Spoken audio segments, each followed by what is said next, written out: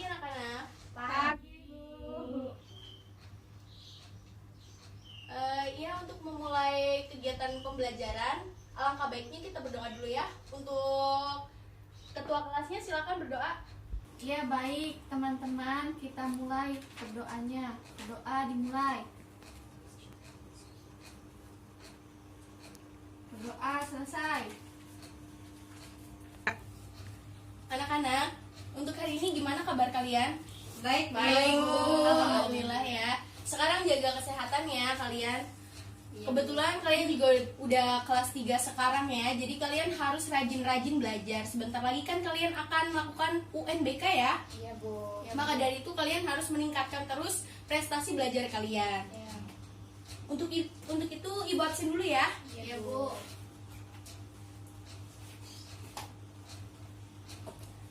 Cikita, Hadir. Lintang, hadir Bu.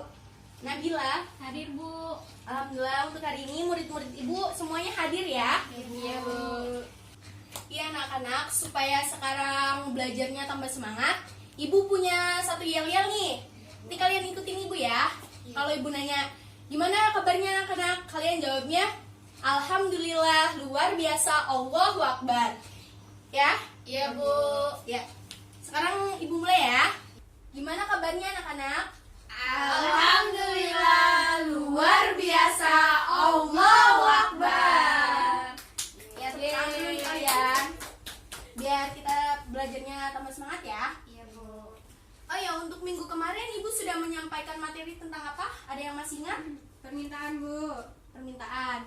Ya, apa itu permintaan? Coba Nabila. Ya, permintaan adalah sejumlah barang dan jasa yang diinginkan untuk dibeli untuk memenuhi kebutuhan pada berbagai tingkat harga. Ya, benar. Sekarang materi minggu sekarang Ibu akan menyampaikan tentang perilaku konsumen ya anak-anak. Sebelumnya di sini ada yang tahu belum perilaku konsumen itu apa? Nggak tahu, Bu. Nggak tahu, Bu. Nggak tahu ya. Tujuan pembelajaran kita minggu sekarang yaitu kalian mampu menjelaskan pengertian dari perilaku konsumen. Yang kedua adalah kalian mampu menjelaskan jenis-jenis perilaku konsumen. Dan yang terakhir adalah kalian mampu menjelaskan faktor-faktor yang mempengaruhi perilaku konsumen itu sendiri. Anak-anak, sekarang Ibu akan menyampaikan materi tentang perilaku konsumen ya. Iya, Bu.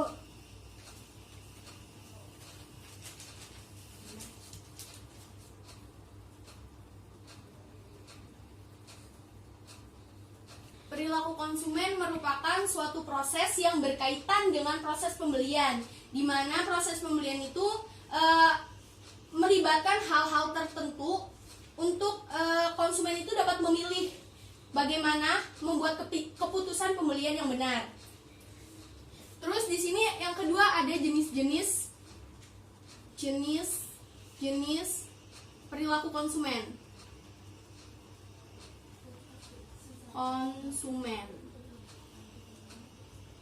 Sini ada dua.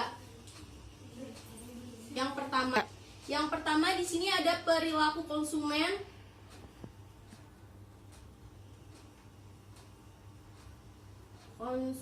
rasional.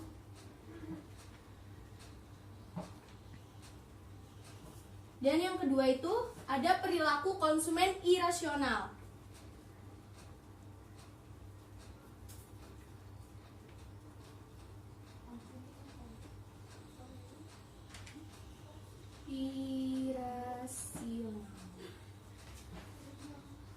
Setelah itu, di sini juga dalam perilaku konsumen juga ada faktor-faktor yang mempengaruhinya. Faktor yang mempengaruhi.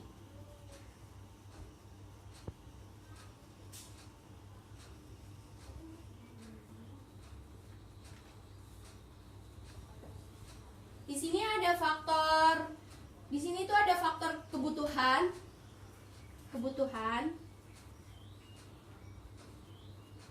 Yang kedua itu faktor lingkungan. Yang ketiga itu ada faktor kualitas produk. kualitas produk. Di sini juga ada harga.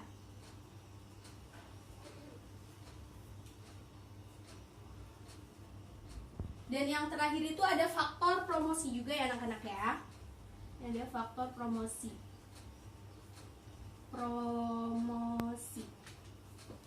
Faktor yang pertama itu faktor kebutuhan, di mana seorang konsumen itu akan lebih memilih faktor kebutuhan terlebih dahulu. Di mana faktor kebutuhan itu yang harus dibeli itu di antaranya itu papan, sandang, dan pangan. Yang kedua ada faktor lingkungan. Faktor lingkungan itu seperti gaya hidup lingkungan sekitar. Jadi jikalau kita ada di suatu lingkungan yang adat istiadatnya kental, maka kita juga faktor yang mempengaruhi faktor perilaku konsumen kita juga akan lebih ke adat istiadat. Terus di sini ada kualitas produk, di mana kualitas produk itu merupakan seorang konsumen itu benar-benar memilih dan memperhatikan kualitas produk yang akan dibeli itu seperti apa.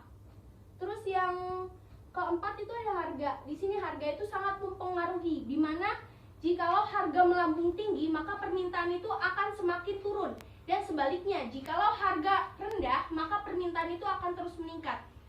Terus di sini juga ada faktor promosi, di mana yang kita ketahui semuanya bahwa promosi itu sangat berpengaruh. Nah, konsumen itu akan lebih semangat untuk membeli itu jikalau ada promosi, ada diskon dan lain-lain sebagainya. Materi yang telah Ibu jelaskan di sini. Di sini Ibu bagi tugas ya untuk kalian ya. Iya, Bu. Kalian itu harus menganalisis dari kedua gambar tersebut. Yang pertama itu di mana di sini ada kegiatan pasar, dan yang kedua itu ada pembelian online secara online. Ini untuk Lintang, ini untuk kita, dan ini untuk Nabila. Silahkan kalian analisis terlebih dahulu, dan ada satu orang di antara kalian yang maju ke depan untuk mengemukakan hasil analisisnya ya. Ibu beri waktu 15 menit, oke?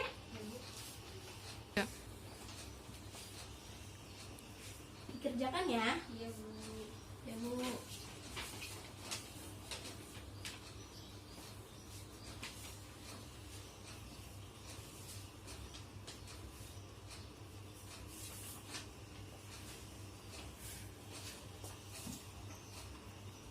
Ya nanti ini ditulis ya gimana Bu, ini lagi hasil analisisnya ya.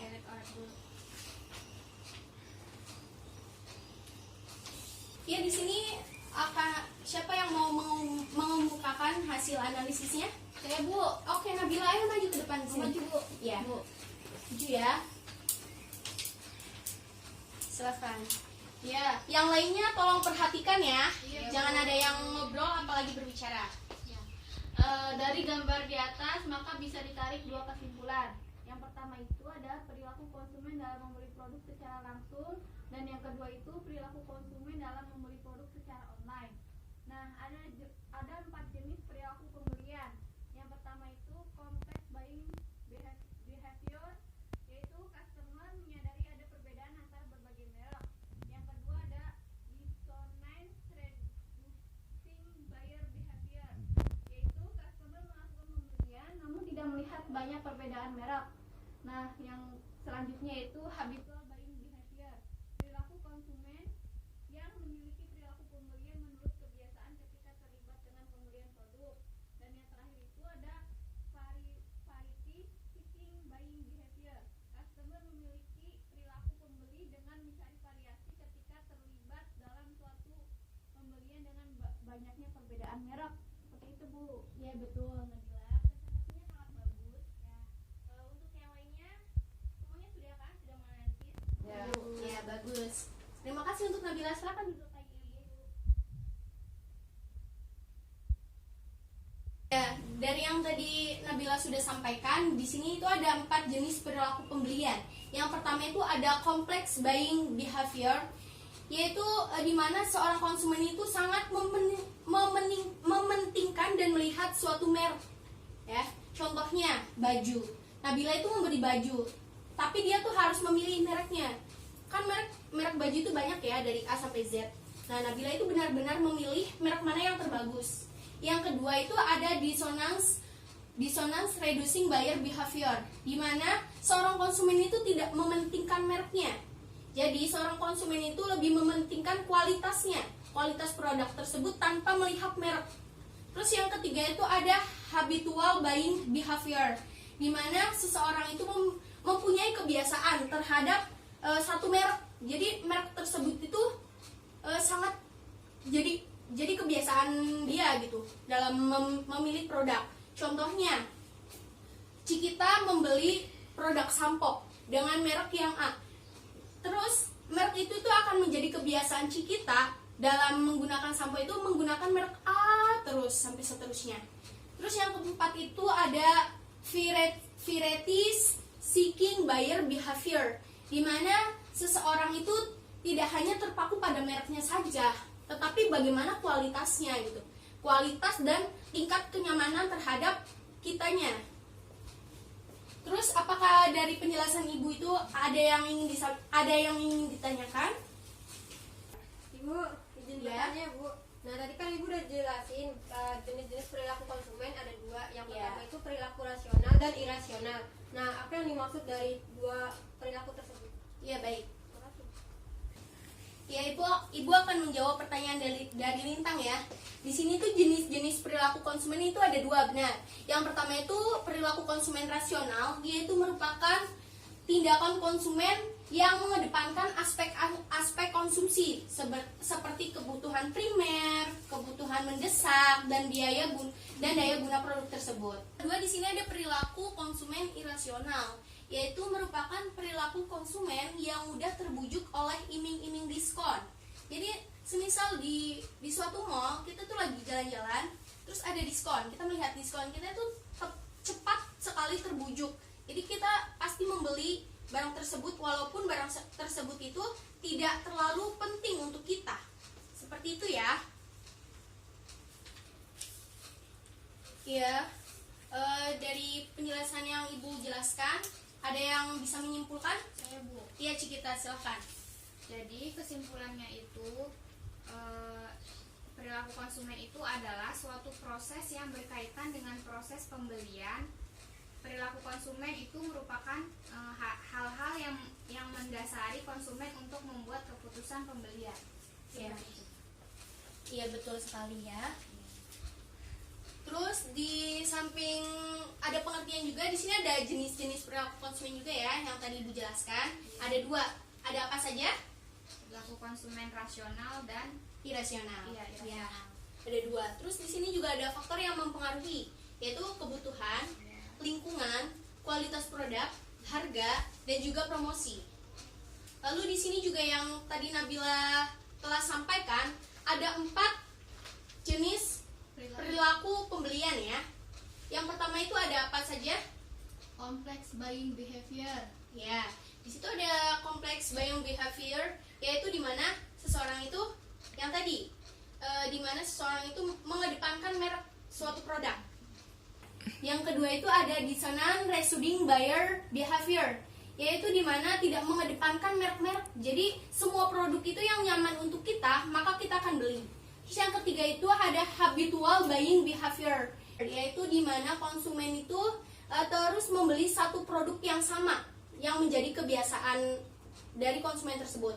Terus yang terakhir itu ada variety seeking buying behavior, yaitu di mana membeli produknya itu ketika melakukan variasi. Jadi tidak hanya satu produk atau satu merek itu saja, tetapi dia juga memiliki merek-merek yang lain.